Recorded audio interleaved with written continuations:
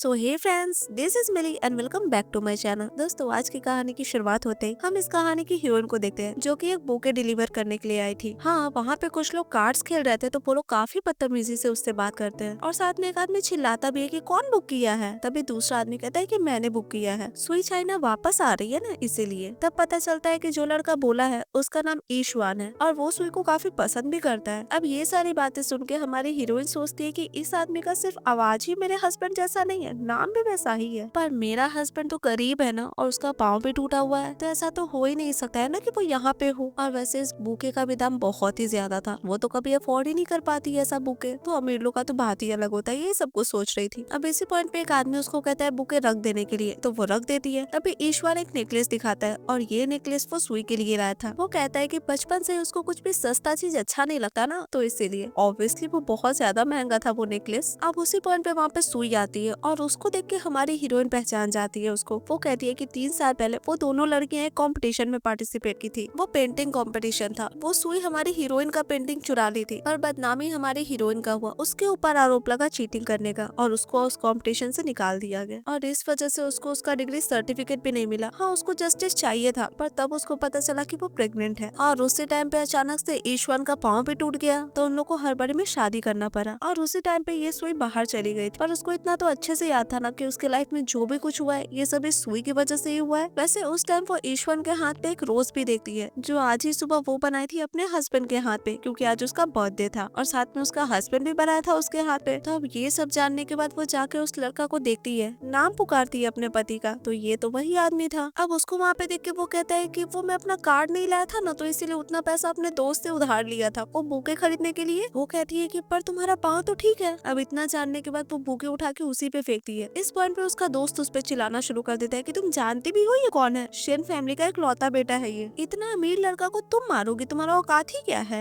अब ये सुन के वो उससे पूछती है कि तुम सेन फैमिली के बेटे हो, मुझे एक्सप्लेनेशन चाहिए। अब इतना सारा आसपास आदमी देख के वो अपनी वाइफ को थोड़ा दूर लेके जाता है। वो कहता है कि घर पे जाके एक्सप्लेन करता हूँ ना, पर इस टाइम तक उसकी मिस्ट्रेस आ जाती है वहाँ पे और वो कहती है कि तुम अभी भी सुया के साथ हो, तुम तो वो गेम बस ऐसे ही खेल रहे थे ना। सोयान पूछती है कि कौन सा गेम, तो लिंशी बताती है कि सारे दोस्त मिलके बेट लगाए थे कि गरीब होने का नाटक करना है और इससे वो लोग ये प्रूफ करेंगे कि हमारी हीरोइन मटेरियलिस्टिक नहीं है, सोयान जेन्युइन है, उसको ज्यादा पैसे से लेना देना नहीं है। अब ये सारा कुछ जान के वो कहती है मेरा 7 साल का मेहनत बस एक गेम था तुम्हारे लिए, बस ये टेस्ट करना था कि मैं मटेरियलिस्टिक हूँ या नहीं, तुमको क्या लगता है कि मैं ये सब शौक से कर रही थी। अब इस पॉइंट पे वो कहता है कि हाँ मैं मानता हूँ पहले सब कुछ ये गेम था, पर मैं तुमको सच बताने वाला था, मैं तुमसे सच में प्यार करने लगा हूँ, भरोसा तो करो। अब इस पॉइंट पे उसके मिस्ट्रेस का नाटक शुरू हो जाता है। लाइक उसको दर्द होने लगता है, तो वो उसको उठा के हॉस्पिटल लेके जाने लगता है। पर हाँ, उसको कहता जरूर है कि घर पे तुम मेरा वेट करना, मैं वहाँ तुमको एक्सप्लेन करूंगा, फिलहाल इसको हॉस्पिटल लेके जा रहा हूँ। वो कहती है जरूरत नहीं है और अपने मन में सोचती है कि ईश्वन तो कब के इंटरटेनमेंट इंडस्ट्री से रिटायर हो गया था, क्योंकि उसका पाँव टूट गया था। उसका मेडिकल खर्च निकालने के लिए वो एक दिन में 8 आवर जॉब करती थी और बीता हुआ कल में तो खाना डिलीवरी करते टाइम उसका एक्सीडेंट भी हो गया था। उसका चोट तो अभी तक ठीक भी नहीं हुआ है, पर फिर भी वो आज ये काम कर रही है। क्यों? अपने पति के लिए ना। पर अब फाइनली वो सोच लेती है कि वो डिवोर्स लेगी उससे। पर इस टाइम पे उसका हस्बैंड कहता है कि ये नाटक करना बंद करो, तुमको तो खुश होना चाहिए ना कि मैं अमीर हूँ, अब तुमको ये सब काम नहीं करना पड़ेगा, तब चुपचाप घर पे जाके वेट करो, मैं आता हूँ। पर अब शायद वो ये सब कुछ नहीं करने वाली थी। वो उसी टाइम अपने बेटे को कॉल करती है। उसका बेटा भी बहुत बदतमीजी में कहता है कि मैं और मेरे पापा दोनों बाहर आए हुए हैं और मैं पूल साइड पे हूँ, मुझे आके ले जाने का कोई जरूरत नहीं है तुमको। अब ये सुन के वो जाती है पूल साइड पे अपने बेटे के पास। वो कहती है थोड़ा दूर रहने के लिए, क्योंकि खतरा था ना, बगल में पानी था, पर वो तो उसी पे चिल्लाना शुरू कर देता है। वो कहता है कि मैंने देखा तुम पापा से बदतमीजी कर रही थी, मैं नफरत करता हूँ तुमसे। अब ऐसे ही बोलते बोलते उसको धक्का देने लगता है, पर इस चक्कर में वो खुद ही गिरने वाला रहता है पुल में, पर ऑब्वियसली वो उसको बचाती है और खुद गिर जाती है। और ये सब कुछ देख के उसका बेटा हंस रहा था। लाइक सच में वो भी वैसे अपने जिंदगी से आस छोड़ ही चुकी थी, पर शायद किसी और को ये चीज मंजूर नहीं था। उस टाइम पे इस कहानी के हीरो उस पुल में एंटर करते हैं, यानी कि उसके हीरो, और उसको बचाते हैं। अब नेक्स्ट मॉर्निंग उसका नींद खुलता है तो वो किसी और घर में थी और उसके सामने एक बच्चा खड़ा था। वो उस बच्चे से उसका नाम पूछती है, पर वो बच्चा कुछ नहीं कहता। तभी वहाँ एक आदमी आते हैं और उनके बाद से पता चलता है कि इस बच्चे का तबीयत सही नहीं है, तो वो उसको वहाँ से जाने के लिए कहते हैं। सोयान उनसे पूछती है कि मुझे लग रहा था कि ये बच्चा कुछ बोलने वाला था मुझे। वो कहते हैं ऐसा कैसे हो सकता है, बचपन से ये आज तक कुछ नहीं बोला है। ऐसा नहीं है कि बच्चे को बोलना नहीं आता, बस उसको कभी माँ का प्यार नहीं मिला है, तो इसलिए वो ऐसे ही रहता है, कुछ बोलता नहीं है। वो पूछती है कि इसकी माँ कहाँ है। इस पे वो आदमी कहता है कि कितना क्वेश्चन करती हो, वहाँ पे तुम्हारा कपड़ा रखा हुआ है, वो पहन के जाओ यहाँ से। वैसे वो आके ये ये भी कहता है कि तुम्हें हमारे बॉस को थैंक यू बोलना चाहिए, आज वो नहीं होते तो तुम मर जाती। वो कहती है कि हाँ मैं मिल के उनसे थैंक यू बोलना चाहूंगी, कहाँ है वो कहते हैं कि नहीं जरूरत नहीं है, हमारे बॉस को फीमेल्स पसंद नहीं है, तुम नोटिस नहीं की क्या यहाँ पे कोई लड़की नहीं है, तो चलो फटाफट रेडी हो और जाओ यहाँ से। अब वो भी वहाँ से चली जाती है, पर हाँ चुपके से हमारे हीरो उसको देख जरूर रहे थे, पर फिलहाल उससे मिलते नहीं। पर पता नहीं उनको क्या हो जाता है, वो जल्दी जल्दी ढेर सारा मेडिसिन लेने लगते हैं और साथ में वो डॉक्टर को भी कॉल करते हैं। वो कहते हैं कि अब उनको बहुत ज्यादा इच्छा होता है, मेडिसिन भी उनके ऊपर काम नहीं कर रहा है। डॉक्टर भी सजेस्ट करते हैं कि अब उनको उनकी वाइफ का नीड है और हो सकता है कि वो वाइफ उनके बच्चे को माँ का प्यार भी दे सके। अब ये सब सुन के उनके दिमाग में पता नहीं क्यों सुया ही आ रही थी बार बार। इस पॉइंट पे उनका बच्चा गेट नॉक करता है और लाइफ में पहली बार वो अपने पापा को पापा भी कहता है और अभी अभी जो लड़की गई यानी कि सोया उसको माँ कहता है। तो अब ये जानने के बाद वो अपने आदमी को कहते हैं उसको रोकने के लिए। उसको रोका जाता है, पानी वानी दिया जाता है और वो आदमी तो सीधे उससे कहता है कि हमारे मास्टर चाहते हैं आपसे शादी करना। वो तो सड़क ही जाती है और फिर कहती है कि मजाक कर रहे क्या आप, मेरा शादी हो चुका है, मेरा बच्चा भी है। पर वो कहते हैं कि जहाँ तक मुझे पता है आपका तो डिवोर्स होने वाला है ना। वो कहती है डिवोर्स होने वाला है, इसका क्या मतलब, मैं शादी नहीं करना चाहती। हाँ मैं मानती हूँ कि आपके मास्टर मेरा जान बचा है, पर इसका मतलब मैं उनसे शादी कर लूँ। अब इस पॉइंट पे वो उसको कहते हैं कि आप थोड़ा यहाँ वेट कीजिए, मेरे मास्टर आपसे खुद से बात करेंगे। और थोड़ी देर में वो अपने बच्चे के साथ वहाँ पे आते भी है। बच्चा को देख के वो बुलाती है उसको और वो जाता भी है, वो हक करती है उसको। इस पॉइंट पे उसको अपना बच्चा भी याद आता है और ये बच्चा भी, और दोनों में अंतर भी समझ में आता है। पर तभी वो हमारे हीरो को देखती है, उनको थैंक यू बोलती है। वो सीधे उसको एक डॉक्यूमेंट पकड़ाते थे जिसमें उनके बारे में सब कुछ लिखा हुआ था। वो पढ़ती है तो पता चलता है कि फू फैमिली की इकलौते वारिस है वो चेनियन। वो कहती है कि आप इतना अमीर है, आप मुझसे शादी करना चाहते हैं, मजाक कर रहे क्या। वो कहते हैं नहीं मैं मजाक नहीं कर रहा। अब इस पॉइंट पे वो अपने बच्चे को वहाँ से भेजते हैं एंड देन उसको एक और कॉन्ट्रैक्ट देते हैं। वो कहते हैं कि मैं कोई फोर्स नहीं कर रहा तुमको, तुम्हारे पास 3 दिन का टाइम है, तुम अच्छे से पढ़ लो समझ लो और ये रहा मेरा कॉन्टैक्ट इन्फॉर्मेशन, जब तुमको ठीक लगे मुझे कॉन्टैक्ट कर लेना। इतना बोल के वहाँ से चले जाते हैं। अब इस पॉइंट पे सोया को भी लगता है कि वो इतना जल्दी क्यों चले गए, उसका बॉडी स्मेल कर रहा है क्या, पर ऐसा कुछ नहीं था। वो सब कुछ पढ़ती है तब पता चलता है कि चेनवन को एक अजीब टाइप का बीमारी है और वो खुद का फीलिंग्स कंट्रोल करने के लिए मेडिसिन लेते हैं। पर अब सच में उनको एक लड़की चाहिए अपना बीमारी ठीक करने के लिए और साथ में उनके बच्चे का जो प्रॉब्लम था ये सब कुछ भी लिखा हुआ था। उसमें आगे लिखा हुआ था कि अगर वो उनका ट्रीटमेंट करने में उनकी हेल्प करेगी तो ये कॉन्ट्रैक्ट पीरियड 2 साल का रहेगा और 2 साल बाद वो लोग डिवोर्स ले सकते हैं। और डिवोर्स के बाद सोया को 1 बिलियन कैश मिलेगा और साथ में फर्स्ट टायर सिटी में एक अच्छा खासा घर। वैसे ये सारा कुछ जबरदस्ती नहीं है, वो आराम से सोच सकी है, पर उन दोनों बाप बेटे को सच में उसका जरूरत है। अब ये सारा कुछ वो पढ़ती तो है पर वो राजी नहीं होती, वो चली जाती है वो कॉन्ट्रैक्ट रख के वहीं पे। अब वहाँ से निकलते रहती है तभी उसके हस्बैंड का कॉल आता है। वो पूछता है उससे कि तुम घर क्यों नहीं आई। वो कहती है कि आ रही हूँ घर डॉक्यूमेंट लेने के लिए, डिवोर्स भी तो लेना है ना। अब थोड़ी देर बाद घर पहुँचती है, वो सीधे उसको कहती है कि अपना आईडी लेकर चलो डिवोर्स लेने, पर वो उसको मनाने का ट्राई करता है। वो कहता है कि चलो ना हम लोग साथ में विला में रहेंगे, अब गुस्सा तो मत हो, अब तो तुमको पता चल गया ना कि मैं अमीर हूँ, तो अब हम अमीरों वाला लाइफ जिएंगे। इतना बोलने के साथ साथ वो अपना 1 मिलियन का कार्ड भी उसको देने लगता है। वो कहता है कि तुम अपने लिए भी बुके खरीद लेना, पर वो ना उसके साथ जाना चाहती थी और ना वो कार्ड लेती है। इस पॉइंट पे उसको बहुत ज्यादा गुस्सा आ जाता है और गुस्सा के उसको कह भी देता है कि इतना साल से काम कर रही हो, कमा कितना लेती हो तुम फूड डिलीवरी का काम करके। वो कहती है हाँ बात तो सही है, इतना नहीं कमा पाती जितना का तुम बुके दिए हो अपनी मिस्ट्रेस को। अब इस पॉइंट पे वो उसको फिर से प्यार से समझाने लगता है कि मैंने कहा ना